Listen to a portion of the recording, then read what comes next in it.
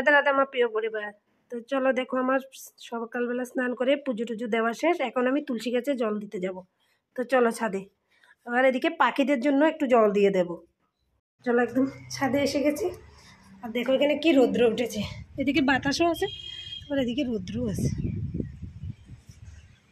আকাশের নমুনাটা দেখো শুধু, কত রৌদ্র উঠেছে, আর এদিকে এদিকে আবার বাতাসও আছে। তো দেখি পাখিদের জল শেষ হয়ে গেছে নাকি। চলো, এই যে জলগুলো কেমন জানি হয়ে গেছে, জলগুলো এখন ফেলে দেবো, ফেলে দিয়ে নতুন জল দিয়ে দেবো আবার।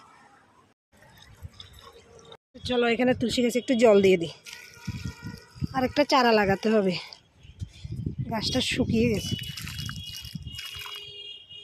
আর এখানে এটা কালো তুলসী পাতা, এটা নিজে থেকেই উঠেছে। আমাদেরকে একটা জিনিস শেয়ার করব, এটা ছিল ওই দিনকে যে ফুলগুলো দেখেছিলাম ওই গাছটা। বলেছিলাম না গোলাপ ফুলের মতো, এই যে এই গাছটাই, কী গাছ জানি না। তো চলো এখন ঘরে চলে যাই, তো রৌদ্র, ছাদে পা দেওয়া যাচ্ছে না। আর তুলসী গাছে জল দেবো বলে আমি খালি পায়ে এসেছি। তো ভিডিওটা আজকে আমি এখানেই শেষ করলাম, দেখা হবে আবার পরের ভিডিওতে। রাধে রাধে।